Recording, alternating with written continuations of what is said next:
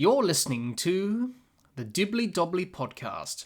Remember to like, share, comment, subscribe, and click the bell to make sure you get the latest episodes of the podcast. Be sure to like and share our Facebook page and follow us on Twitter and on Instagram. Hi everyone, and welcome back to another episode of the Dibbly Dobbly Podcast. On today's episode of the podcast, we take a look back at some of the iconic Ashes moments from the Adelaide Oval. It's the Dibbly Dobbly Podcast, and let's get started. Over the years, we have seen many great Ashes moments, and those moments are forever in our minds.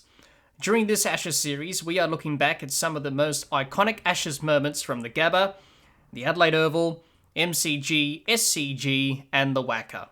Today, we take a look at some iconic Ashes moments from the Adelaide Oval. Our first Ashes moment from the Adelaide Oval was a highly controversial moment in Ashes cricket and history. I'm talking about Bodyline 1932-33, where England captain Douglas Jardine employed the tactic of Bodyline, which devised to negate the genius of Sir Donald Bradman. The tactic wasn't complicated. With no restriction on the number of fielders on the leg side, it meant bowlers could bowl down the leg, and so in effect make run scoring risky and difficult, as the ball had to be safely steered through a packed leg side field. This was known as leg theory. Bodyline reached its lowest point in the third test at the Adelaide Oval, when Australian captain Bill Woodford and Australian wicketkeeper Bert Oldfield were struck.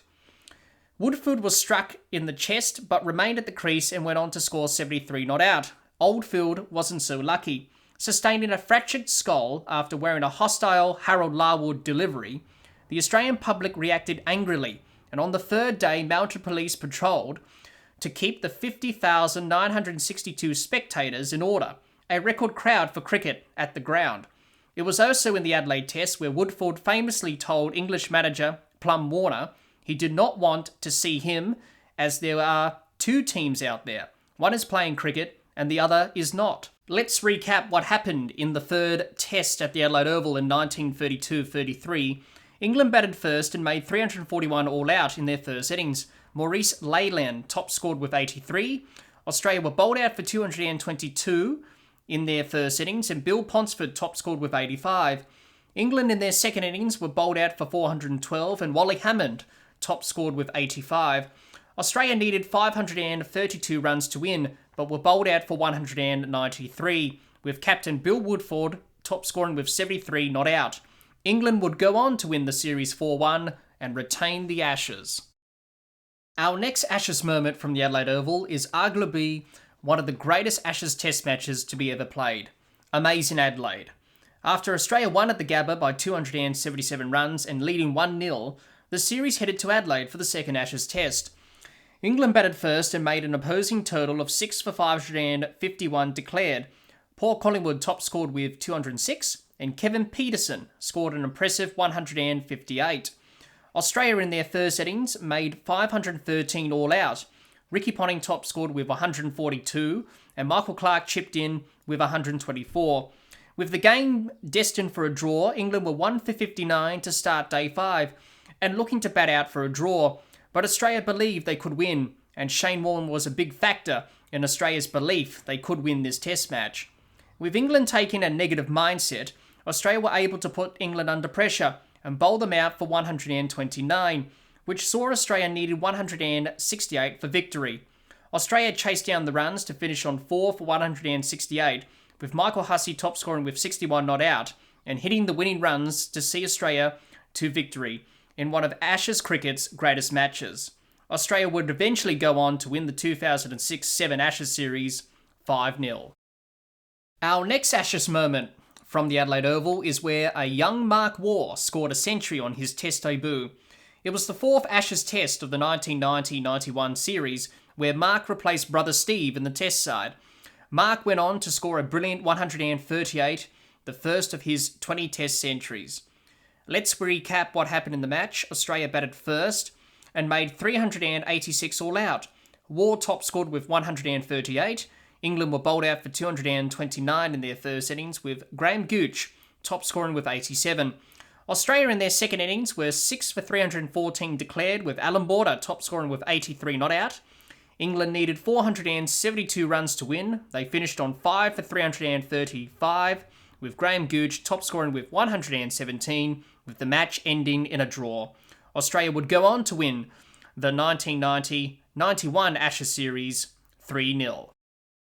Our next Ashes moment from the Adelaide Oval is where England claimed victory in the second Ashes test at Adelaide in the 2010-11 series. After the first Ashes test was a draw in Brisbane, the series headed to Adelaide. Australia batted first and made 245 all out in their first innings, with Michael Hussey top scoring with 93. England in their first innings made 5 for 620 declared, with Kevin Pietersen top scoring with a brilliant 227, and Alistair Cook chipped in with an impressive 148.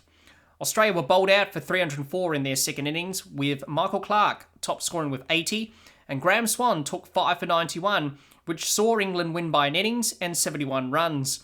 England would go on to win their first Ashes series in Australia since 1986-87, and they won the series 3-1. Our next Ashes moment from the Adelaide Oval is when Mitchell Johnson took 7 for 40 in an amazing spell of fast bowling in the second Ashes test in 2013-14. After winning the first Ashes test at the Gabba by 381 runs, Australia were full of confidence heading into Adelaide. Australia batted first and made 9 for 570 declared in their first innings. Michael Clarke top scored with 148, and Brad Haddin played a nice innings of 118. But it was Mitchell Johnson who blew England away in their first innings.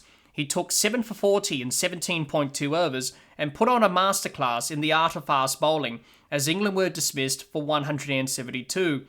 Australia in their second innings were 3 for 132 declared, with David Warner top scoring with 83 not out, and Australia set England 531 runs for victory.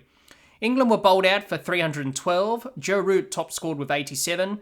Australia would go on to win the 2013-14 Ashes series 5-0, and Johnson would take 37 wickets in the series. Our final Ashes moment from the Adelaide Oval is when a young Greg Blewett made his test debut for Australia in the fourth Ashes test in the 1994-95 Ashes series. England batted first and made 353 all out in their first innings, with Mike Gatting top scoring with 117. Australia made 419 all out in their first innings, with Blewett top scoring with 102 not out on test debut. England in their second innings were bowled out for 328, with Phil de Freitas top scoring with 88. Australia needed 263 runs to win and were bowled out for 156, with Ian Healy top scoring with 51 not out. England won by 106 runs. Australia went on to win the series 3-1. Those are just some of the iconic Ashes moments over the years from the Adelaide Oval. What new moments will be created in the second Ashes test of the 2021-22 Ashes series at the Adelaide Oval? Well, that's all the time we have for this episode. Be sure to subscribe and click the bell to get the latest episodes of the podcast, and like and share our Facebook page and follow us on Twitter and on Instagram. Until next time, keep safe and bye for now.